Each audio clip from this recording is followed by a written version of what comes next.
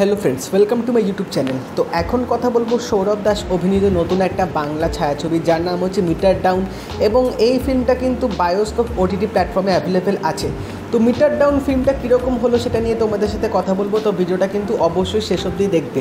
তো গল্পটা যদি একটু করে বলে দিই, এখানে আমরা দেখতে পাচ্ছি সৌরভ দাস হচ্ছে একটা ট্যাক্সি ড্রাইভারের ক্যারেক্টার প্লে করছে, যে হচ্ছে একটা বাড়িতে থাকে তার মা বাবার সাথে, এবং সে সত্য বিবাহিত করে বাড়িতে বউ নিয়ে আসবে, কিন্তু সেখানে তার মা বউয়ের সাথে ভালো বিহেভ করে না, ইভেন মানে কারোর সাথেই ভালো ব্যবহার করে না, সেরকম বউকে সবসময় ডমিনেট করার চেষ্টা করে। এবং এই সবের মধ্যে তার বাড়িতে চলে আসে তার বোন, কারণ বোনের বিবাহ হয়ে গেছিলো, কিন্তু শ্বশুর বাড়িতে ঝামেলা করে সে নিজের বাড়িতে চলে আসে। এরপর সৌরভ দাস কী করে সব জিনিসগুলো হ্যান্ডেল করবে, তার বিবাহ জীবনটা তিনি কীভাবে কাটাবেন, এবং বাড়িতে যে এত রকমের প্রবলেম চলছে, এবং তার পার্সোনাল লাইফেও যে কিছু সমস্যা চলছে, তার এই ট্যাক্সি ড্রাইভারের যে জীবনটা সেটাও তার সেরকম ঠিকঠাক চলছে না। তো পুরো জিনিসগুলো তিনি কীভাবে সামলাবেন, কীভাবে তিনি সব কিছু ঠিক করবে, সেটা জানতে গেলে অবশ্যই তোমাদের এই মিটার ডাউন মুভিটা দেখতে হবে। ফিল্মটার মধ্যে বিশেষত পোটেনশিয়াল ছিল একটা ভালো গল্প দাঁড় করানোর, কিন্তু স্ক্রিন প্লেটা আমার বড্ড খাপছাড়া লেগেছে। কারণ এক একটা ইভেন্ট এমনভাবে দেখাচ্ছে যে তোমরা কিন্তু কানেক্ট করতে পারবে না, বা প্রত্যেকটা ইভেন্ট যে একটু সময় নিয়ে দেখানো উচিত, এবং ইভেন্টগুলোর যে কীরকম একটা কনসিকোয়েন্সেস হচ্ছে বা কেন জিনিসগুলো হচ্ছে সেগুলো একটু ঠিক করে দেখালে হয়তো ভালো হতো।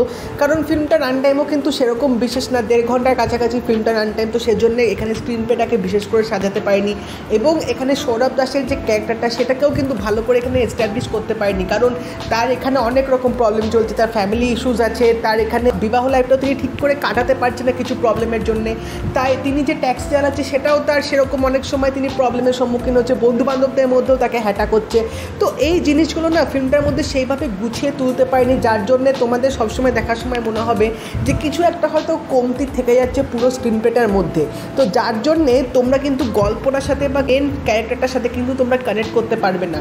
কিন্তু হ্যাঁ, ফিল্মটার মধ্যে যে এলিমেন্টগুলো দেখানোর চেষ্টা করেছে সেগুলো যদি সত্যি একটু সময় নিয়ে আর একটু ভালো করে দেখাতে পারতো, তাহলে নিঃসন্দেহে কিন্তু এটা একটা ভালো ফিল্ম হয়ে যেত।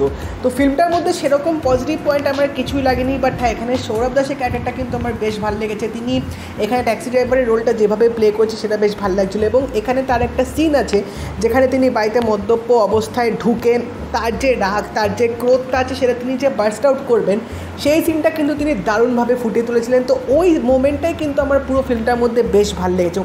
এবং তাছাড়াও বাকিদের পারফরমেন্সটাও ঠিকঠাক ছিল, অতটাও আমার সেরকম ভাল লাগেনি।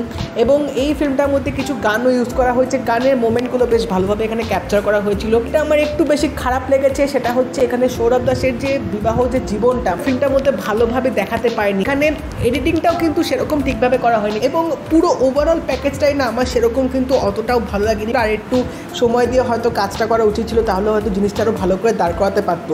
লুক অ্যান্ড ফিলটা মোটামুটি ফিল্মটার মধ্যে ভালো ছিল, বাট এই ফিল্মটার মধ্যে সত্যি কথা বলতে গেলে সৌরভ দাসের পারফরমেন্স ছাড়া আমার কিন্তু বাকি সেরকম কিছু ফিল্মটার মধ্যে অতটাও ভালো লাগেনি। তো তোমরা যদি মিটার ডাউন মুভিটা দেখে থাকো আমাকে অবশ্যই জানিও তোমাদের কেমন লাগলো, এবং যদি এই ভিডিওটা ভালো লেগে থাকে লাইক করে দিও, শেয়ার করে দিও, চ্যানেলটা কিন্তু অবশ্যই সাবস্ক্রাইব করে দেবে, নোটিফিকেশান বেলটা কিন্তু অল করে দিও। তো দেখা হবে পরের ভিডিওতে, বাই।